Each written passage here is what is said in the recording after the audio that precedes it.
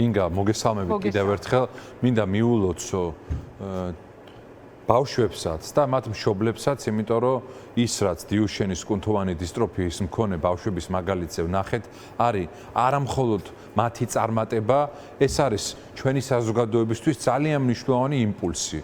მე მაინც ფრთხილად ვიქნებოდი იქამდე სანამ ეს ბავშვები არ მიიღებენ წამალს, მე ასეთი უპირო ხელისუფლების პირობებში ყველაფრის მოლოდინი მაქვს, მაგრამ ანუ რის მოლოდინი? ანუ არ ვიცი რა, მე მაინც მგონია რომ საბოლოოდ გადაწყვეტილება მიღებულია და საზოგადოების ნებას დათანხმდნენ, მაგრამ ბოლომდე მინდა რომ მივიდეს ეს საქმე და დავინახოთ რომ ეს წამალი შემოდის და არაფერი არ ემუქრება ამ საკითხს. თუმცა გამარჯვება მდგომარეობს როგორც ამ წამალთან დაკავშირებით გადაწყვეტილების მიღებაში, ისე იმ ყველაფერში, რაც ამას უძღოდა წინ. 2 მილიონი ლარის შეგროვება, ინგა, ეს არის რეფერენდუმი ფაქტიურად. ეს არის რეფერენდუმი, რომელმაც ქართულმა ხალხმა დასვა კითხვა, ქართულმა ხალხმა ამ კითხვას გასცა პასუხი და ამ პასუხის და ამ ეროვნული კონსენსუსის ნაწილი იყო არა მხოლოდ ის ხალხი, ვისაც ხელისუფლება არ მოწონს და ხელისუფლების ცვლილება უნდა, არამედ მათ შორის ის ხალხიც, ვინც ქართულ ოცნებას უჭერს მხარს. ანუ აბსოლუტურად ყველა შეთანხმდა იმაზე, რომ ამ ბავშვებმა უნდა მიიღონ წამალი. ეს ნახა ქართულმა ოცნებამ და ეს როგორც პრეცედენტი არის ძალიან მნიშვნელოვანი, იმიტომ რომ ვინც ამბობს, რომ ჩვენ ვართ ამ ქვეყანაში გაფორმებულ დიქტატურაში, სადაც საზოგადოებრივ აზრს არანაირი მნიშვნელობა არ აქვს, აგერ ბატონებო, ნახეთ, როგორ მოხდა ამ საზოგადოებრივი აზრის ფორმირება და როგორ მოხდა ამ საზოგადოებრივი აზრის მიხედვით მერე ქართული ოცნების დამორჩილება.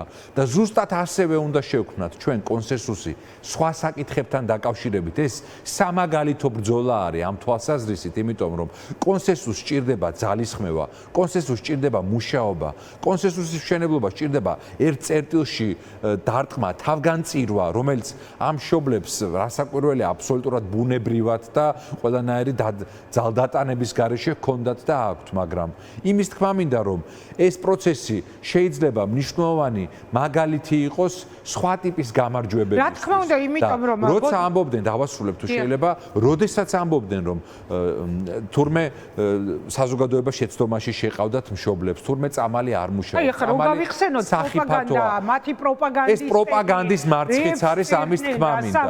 და როცა საქმე შეეხება იმას, რომ ბიუჯეტში ამის რესურსები არ არის, ეს არის უბრალოდ ტყუილი. ეს იცის ყველამ, ვინც ამ ქვეყანაში ცხოვრობს, ეს იცის ყველამ, ვისაც საჯარო ინსტიტუტებთან და საბიუჯეტო ორგანიზაციებთან ქონია საქმე, იმიტომ რომ მარტო 300 მილიონი გადაყარეს წყალში ინგა სოციალურად დაუცველთა დასაქმების პროგრამაზე, სადაც კობახიძე გამოვიდა და თქვა, რომ ეს ფული წყალში გადაყრილი ფული იყო და 40 არ იყვნენ დასაქმებული და 50 მილიონი ამ ბავშვების დასახმარებლად ამასთან შედარებით არის გაცილებით უფრო მოგძალებული თანხა. საბა, ერთი კითხვა მინდა ასეთი დავსვა, აი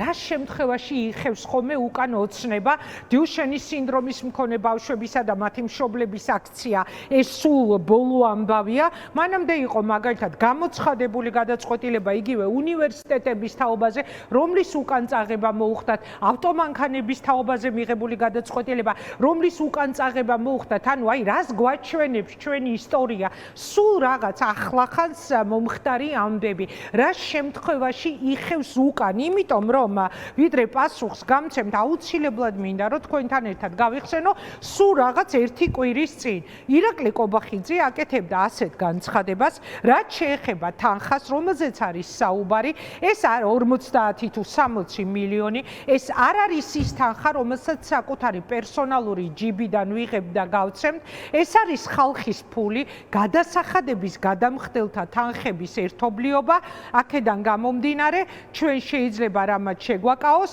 საუბარია თანხის პრაგმატულ ხარჯვაზეო და კიდევ ერთი, ეს არის პასუხისმგებლობა ქართველი ხალხის მიმართ მთავრობამ რაციონალურად უნდა დახარჯოს ეს თანხები. ანუ ერთი კვირის წინ ჩვენ გვეუბნებოდნენ ამას, ერთი კვირის თავზე უკვე 3 დღეში ორჯერ ზედიზედ შედგა მშობლებთან შეხვედრა, რომელსაც უბრალოდ არ ხვდებოდნენ, უბრალოდ არ იმჩნევდნენ, რომ ადმინისტრაციის წინ ეს ამბავი ხდებოდა, პუფებიც კი არ შეატაინეს, ხო გახსოვდა, პოლიციის კორდონით იცავდნენ საკუთარ კაბინეტებს მშობლებისგან უზომოდ მძიმე მდგომარეობაში მყოფი მშობლებისგან. რა გვაჩვენა ჩვენ გამოცდილებამ, რა შემთხვევაში იცვლის ხოლმე უცებ სახეს ოცნება?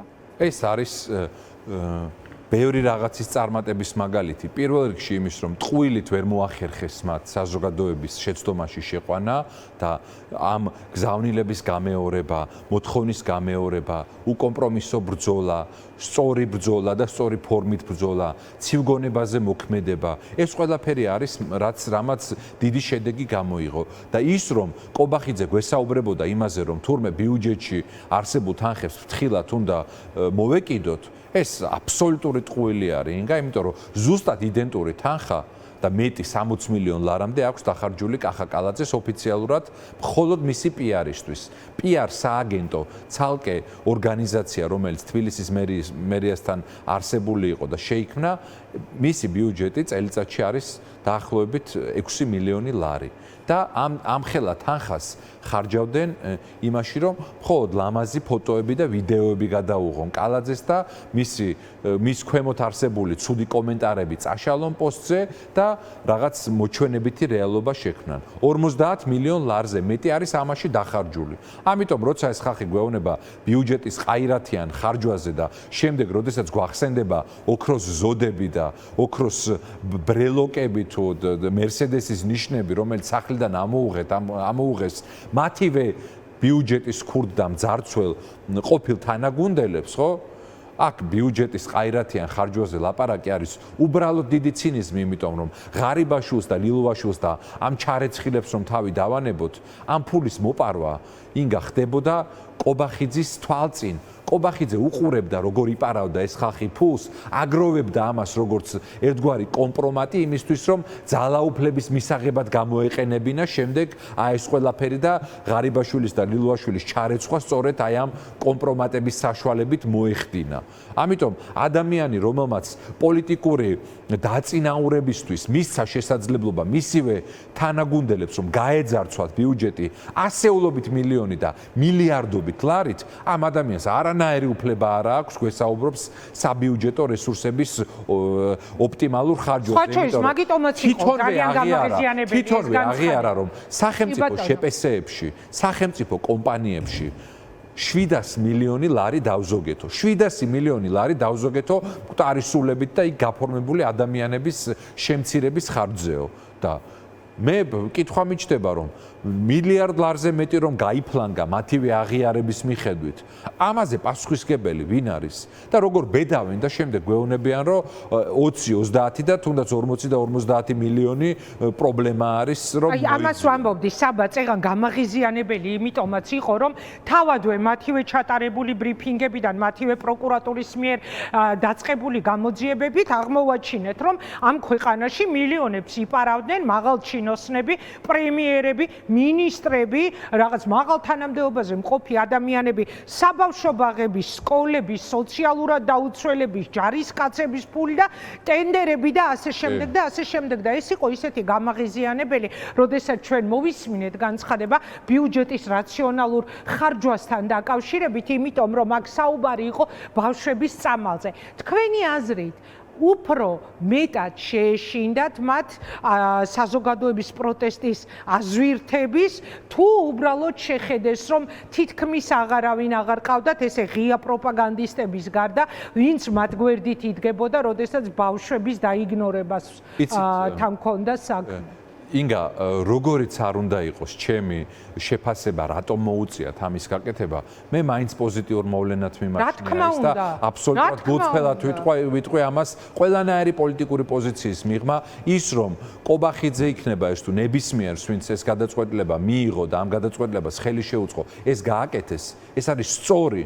და ამას რასაკვირველია მივესწავლოთ. 45 დღით ადრე უნდა მომხდარიყო იყო თუ არა ეს საზოგადოების განწყობიდან გამომდინარე, რასაკვირველია მათი გადაწყვეტილების მომწიფებაც მოახდინა ხალხის განწყობამ. ესე არ ყოფილა რომ მათ მოწმენდილცაზე უცბად შეცვალეს გადაწყვეტილება. რასაკვირველია საზოგადოების ძალისხმევამ, საზოგადოების სოლიდარობამ და თანადგომამ მათი ყურადღება გააჩერა ამაზე და აჩვენა კიდე ერთხელ მათ რომ საზოგადოებაში ამ საკითხთან დაკავშირებით არის სრული კონსენსუსი. და მათ სასტიკ სახეს აჩვენებდა. არა, არ დაგეთანხმებით, არ არისო ეგრეო, რომ უცებ მიღებული გადაწყვეტილება შეცვალეს ერთ წამშიო, უცებ მიღებული გადაწყვეტილება შეცვალეს იგივე უნივერსიტეტებთან დაკავშირებით, როდესაც მათ დაინახეს მე ვამბობ რომ ეს გადაწყვეტილება მათში მომწიფდა საზოგადოების განწყობისგან გამომდინარე მათ შორის.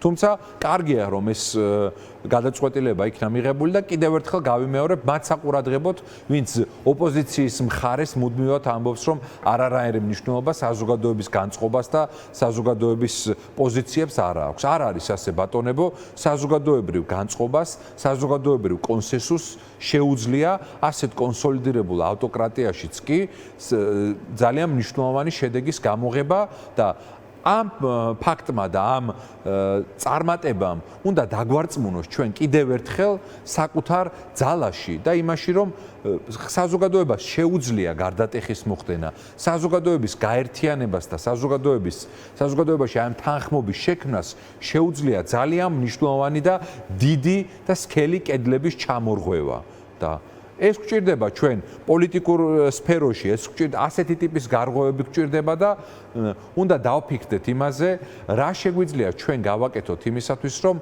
იმ კონსენსუსის მშენებლობას შეუწყოთ ხელი, რასაც რაღაცა მხოლოდ ეპიზოდური გამარჯვების მოტანა კი არ შეუძლია, არამედ შეუძლია იმ დიდი ცვლილებების მოტანა, რომლისთვისაც ჩვენ დიდი ხანია ვირჯებით და რომელიც ძალიან გვინდა. კონსენსუსი საზოგადოებაში მიღწეულია.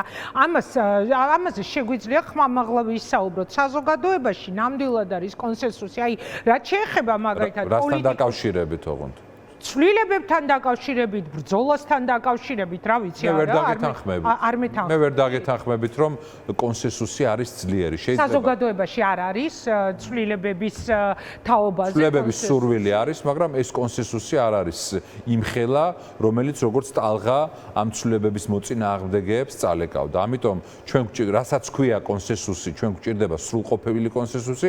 შეიძლება ბევრ ადამიანს უნდა ცვლილება და ბევრ ადამიანს უნდა ამ ყველაფრის გარღვევა, მაგრამ უნდა ვაღიაროთ ისიც, რომ სტატუს კვოში დარჩენის მსურველებიც არიან ამ ქვეყანაში და ამ ხალხის დარწმუნება გვჭირდება ჩვენ. მაგ ხალხს ვერ გააქრობთ, საბა, ვერც ერთი პოლიტიკური მე არავის გაქრობა არ მინდა. მე მინდა რომ გადმოვიყვანოთ ჩვენს აზრზე. სახელისუფლებო ნებისმიერ პარტიას ყოველთვის ეყოლება რაღაც გარკვეული პროცენტი, ესაა სწორედ მათი რესურსი, ვინც დაუჭერს მას მხარს. მე არ ვიცი რეგიონების მაგალითზე ვერ ვიტყვი, მაგრამ თბილისს ნათქვამი აქვს, რომ თბილისის ცალსახად თბილისი და დიდი ქალაქები ამ ქვეყანაში არის ცვლილებების მხარეს, მაგრამ ჩვენ გვჭირდება ამ კონსენსუსის გაღრმავება და მე ნამდვილად ვერ ვიტყვი ახლა იმას, რომ ოცნების ან მერყევ ამომრჩეველში მუშაობის რესურსი არ არის. პირიქით, ჩვენ ხედავთ რომ არის რესურსი, ამ ხალხს ჭირდება ალტერნატივის დანახვა და ამ ალტერნატივის მათთვის დანახება არის თითოეული ჩვენგანის პასუხისგებლობა. ეს კონსენსუსი ასეთი ძლიერი რომ ყოფილიყო 2024 წელს სხვა შედეგით დასრულდებოდა არჩევნები და არჩევნების შემდგომი პროცესები. ამიტომ ვერ ხვდები რას მეუბნებით სხვა შედეგით დასრულდებოდა. ჩვენ მეტი ადამიანი უნდა გადმოვიყვანოთ შედეგებზე საუბრობთ ეხლა. გაყალბებულის, მაგრამ გაყალბების მიუხედავად ჩვენ გვჭირდება მეტი ადამიანის გადმოყვანა ჩვენს მხარეს. მე ამ რესურსს ვხედავ, ამის აუცილებლობას ვხედავ და ვხედავ იმას, რომ საზოგადოების მნიშვნელოვანი ნაწილი ჩვენ უნდა დავარწმუნოთ იმაში, რომ სტატუს კვოდან უნდა გამოვიდეთ.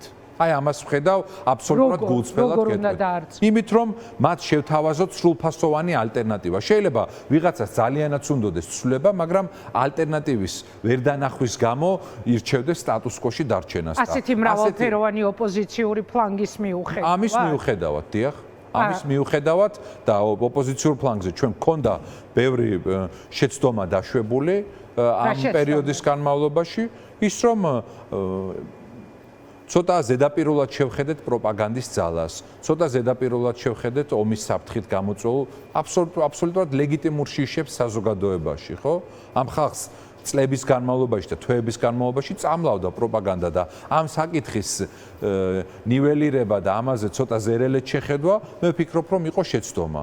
გარდა ამისა, მე გეტყვით მაგას მეტი პრაგმატიზმი გვჭირდება და ამ პრაგმატიზმის დეფიციტით ჩვენი მხრიდან იყო მე შეცდომა. გეტყვით მაგას რითი ხსნიდნენ, თქვენც იცით, როდესაც ჩვენ ქონია სურვილი 2024 წლის არჩევნების წინ რომ აი ამ ომის პროპაგანდაზე გვესაუბრა, ყოველთვის პასუხად ვიღებდით ხოლმე რომ არა, ეს ისევ ამ ხაზის გაგრძელებაა და არ უნდა შევყვეთ ქართულ ოცნებას ამ პროპაგანდაში. საბა, ხო და ვინ ამბობდა ამას? ხო და მე მათ საპასუხოდ ვამბობ. მეც ვცდებოდი, მე ამ ვინმესკენ კი არ ვიშვევ ხელს, მეც ამ საერთო განწყობის ნაწილი ვიყავი, რომელიც პოლიტიკურ სპექტრშიც რაღაცნაირად შეჯერდა, სამოქალაქო სექტორიდანაც ასეთი რჩევები იყო. ეს რჩევები აღმოჩნდა მცდარი, ჩემი აზრით ეს პოზიცია აღმოჩნდა მცდარი, იმიტომ რომ ამ ქვეყანაში არის მოსახლეობის მნიშვნელოვანი ნაწილი, რომელსაც არა მარტო ომის და მშვიდობის საკითხზე ჭირდებოდა და ჭირდება მეტი საუბარი, არამედ ძალიან ბევრ საკითხთან მიმართებაში ჭირდება მეტი კომუნიკაცია, ჭირდება დარწმუნება და ჭირდება იმის ჩვენება, რომ აი ეს რომ წავა, აი ეს ხალხი მოვა. ამის დემონსტრირება ჩვენ სამწუხაროდ ვერ მოვახერხეთ. იყო მცდელობა, იყო კონსენსუსის შექმნის მცდელობა, იყო ქარტია, ბევრი პროცესი იყო წინასაარჩევნოთ, მაგრამ ეს ამ პროცესებმა ვერ შექმნა დამაჯერებლობა იმისა, რასაც ქვია სრულფასოვანი ალტერნატივა და სანამ არ იქნება სრულფასოვანი ალტერნატივა, არა ერთი რომელიმე კონკრეტული ძალის მაინც და მაინც, არამედ აი ამ ძალთა ერთობა თუ არ შექმნის აი ამ ალტერნატივის განცდას და სრულფასოვანი ალტერნატივის განცდას, იქამდე ჩვენ გაგვიჭირდება ამ ცვლილებების მოდით ერთი პოსტი მინდა შეგახსენოთ, ეს არის ამერიკის შეერთებული შტატების საელჩოს Facebook გვერდზე გამოქვეყნებული პოსტი სახელმწიფო დეპარტამენტის წარმომადგენლების შეხვედრის შემდეგ ოცნებასთანაც და ოპოზიციასთან. მაინტერესებს თქვენ როგორ გაიგეთ, თქვენ როგორ წაიკითხეთ საელჩოს პოსტის ის ნაწილი, სადაც ოპოზიციაზეა საუბარი, წავიკითხავ სიტყვასიტყვით, დელეგაცია მათ გაუზიარა შეერთებული შტატების პოზიცია საქართველოს დემოკრატიული ინსტიტუტებში ოპოზიციის მონაწილეობის შესახებ. ფუნქციონალური დემოკრატია საჭიროებს პოლიტიკურ ოპოზიციას, რომელიც სახელმწიფო ინსტიტუტებთან ურთიერთობს იმ მოქალაქეების ინტერესების წარმოსაჩენად, რომლებმაც მას ხმა მისცეს პოლიტიკური სტაბილურობა და ოპოზიციის რეალური წარმომადგენლობა. როგორ გაიგეთ თქვენ ეს? იცით, მე არავის შეხსენება არ მჭირდება იმაში, რასაც ქვია ინსტიტუტების სრულფასოვნად ფუნქციონირების აუცილებლობა. ეს ასეა და არც ამერიკელი პარტნიორების შეხსენება არ გვჭირდება, რომ დავიჯეროთ, რომ ეს ასე არის და არც მე ამასთან დაკავშირებით ინტერპრეტაციების კეთება. კი, ჩვენი პარტნიორები არიან სრულფასოვანი და სამუშაო რეჟიმში მყოფი ინსტიტუტების მხარეს. ეს რომ არ გვითხრას ამერიკის შეერთებულმა შტატებმა, ჩვენ არ ვიცით ეს რომ ასე. როგორ გაიგეთ ეს პოსტი ოპოზიციას რა უთხრეს ამით? იცით, ჩემთვის აბსოლუტურად ცხადი და გასაგები არის მიდის პოზიციის ფორმულირება ახლა სახელმწიფო დეპარტამენტის მხრიდან და როგორიც არ უნდა ყოფილიყო ამ გზავნილის შინაარსი, ერთი რაღაც რჩება უცვლელად. ეს ცვლილებები არის ჩვენი გასაკეთებელი. არავის შეძახილი არ გვჭირდება იმისათვის, რომ ვირწმუნოთ ჩვენი ძალა. და არ უნდა გვჭირდებოდეს არავის შეძახილი. ჩვენი პარტნიორები არიან ამ ქვეყანაში პოლიტიკური პროცესის მხარეს, ჯანსაღი პოლიტიკური პროცესის წარმოების მხარეს, ზუსტად ასე გავიგე მე ეს განცხადება. მათ ამ ქვეყანაში ნებისმიერი ურთიერთობების წინაპირობად მნიშვნელოვან ელემენტად მიაჩნიათ პოლიტიკური პროცესი, სადაც არის ხელისუფლებაც, სადაც არის ოპოზიცია, სადაც არაფრის აკრძალვა არ ხდება, სადაც საზოგადოებრივი აზრის დაპატიმრებით და სხვა ფორმით მარგინალიზებით განადგურება არ ხდება და ამას აქვს ორი მხარე. პოლიტიკური პროცესის განადგურება შეიძლება უნდოდეს ქართულ ოცნებას, მაგრამ ჩვენი შეცდომებით არ უნდა შეუწყოთ ხელი ამ ყველაფერს. ჩვენ ოპოზიციის მხარეს ნდობის გრევა არ უნდა მოვახდინოთ, ნდობის კიდევ უფრო მეტად შერყევა არ უნდა მოვახდინოთ. ამიტომ რომელ შეცდომებზე მიანიშნეთ? რომელიც ამ თვეების და წლების განმავლობაში იყო ერთის თქმა, მერე მეორის გაკეთება, საკუთარი თავის დაზიანება, რადიკალიზაციის პროცესში შესვლა და მერე მალევე უცბად შემოტრიალება ამ გზიდან. ჩვენ მომავალში და ამას ვამბობ ასევე თვითკრიტიკულად, კარგად უნდა დავწონოთ რა პროცესში შევდივართ, სად შეიძლება წავიდეს ეს პროცესი და ჩვენ რისთვის ვართ მზად. მე როგორც ერთ პოლიტიკოს მიმაჩნია, რომ ჩვენ უნდა ვემზადოთ არჩევნებისათვის. ეს უნდა ჩვენს პარტნიორებთანაც მე ეს მომისმენია მათგან საუბრის დროსაც, რომ ჩვენ უნდა ვემზადოთ საარჩევნო პოლიტიკური პროცესისთვის. ეს ავტომატურად იმას არ ნიშნავს, რომ ამის შესაძლებლობა მოგვეცემა მოწმენდილცაზე, ამას ჭირდება მუშაობა, ამას ჭირდება ბრძოლა, ჩვენი მხრიდან ძალიან თანმიმდევრული მუშაობა ჭირდება ამ ყველაფრის მოპოვებას, მაგრამ ჩვენი ამოცანა უნდა იყოს, რომ ჩვენ მოვემზადოთ არჩევნებისთვის. რას გააკეთებს ქართული ოცნება, როგორ შეუშლის ამას ხელს და მოახერხებს თუ არა ამისთვის ხელის შეშლას, ეს არის ცალკე საკითხი, რომელიც არ არის დამოკიდებული იმაზე ჩვენ რომელიც დამოკიდებული არის მათ შორის იმაზე უпростоრედ ჩვენ რას ვიზავთ. ამიტომ კიდევ ერთხელ ვირწმუნოთ ჩვენი ძალა ამ ცვლილებების და გარდატეხის მოტანა შეგვიძლია ჩვენი პარტნიორები არიან აქ და ეს არის მნიშვნელოვანი გზავნილი იმ თვალსაზრისით რომ საქართველოს აზერბაიჯანი არ არის და აქ კონსოლიდირებული და გაფორმებული ავტოკრატია ვერ იმუშავებს და მათთვის ეს მისაღები არ არის. შეიძლება ქართულ ოცნებას ძალიანაც უნდოდეს რომ ეს ასე იყოს და ჩვენ სტატუს კოს აღიარება მოახდინონ ამ თვალსაზრისით და ქართული ოცნება მიიღონ ისეთი როგორიც არის, მაგრამ ეს ასე არ მოხდა, იმიტომ რომ აზერბაიჯანისგან განსხვავებით, რომელიც ტრამპის ადმინისტრაციას დახვდა ისეთი როგორიც არის, საქართველოში კონსოლიდირებული დიქტატურა მათ არ დახვედრიათ ჯერ. ამიტომაც იმ სურვილს, რომელიც ქართულ ოცნებას აქვს, ამერიკის შეერთებული შტატები და ჩვენი პარტნიორები მოცემულობად ვერ მიიღებენ. იქამდე სანამ არსებობს პოლიტიკური ოპოზიცია, სანამ არსებობს ჯერ კიდევ ბევრი დაზიანების და სისუსტის მიუხედავად, რომელიც გვაქვს, სანამ არსებობს ოპოზიცია, სანამ არსებობს წინააღმდეგობა, სანამ არსებობს განსხვავებული აზრი, რომელიც მიუხედავად დიდი ზეწოლისა ვერ გააქრეს, ხო? იქამდე არავის ეგონოს, რომ ქართულ ოცნებას ჩვენი პარტნიორები მიიღებენ ისეთს, როგორიც არის და როგორიც მათ უნდათ რომ მიიღონ. ეს ასე არ მოხდება და თავარი რაც მე ამ გზავნილში ამოვიკითხე არის ის, რომ ქართველი ხალხის აი ამ განტოლებაში შემოტანის გარეშე ვერანაირი შეთანხმების გაფორმება ქართულ ოცნებასთან ვერ მოხდება. ჩვენ ოღონდ არ ნიშნავს ეს იმას, რომ ეს ყველაფერი გარანტირებულია. ჩვენ უნდა მოვახერხოთ, რომ დავრჩეთ ამ განტოლებაში, ჩვენ უნდა მოვახერხოთ, რომ დავრჩეთ ფაქტორად ამ მოლაპარაკების პროცესში და ამ ფაქტორად დავრჩებით იქამდე, სანამ გავაგრძელებთ ამ პროცესში ყოფნას და სანამ ვიქნებით აი ამ ცვლილებების მხარეს. დიდი მადლობა.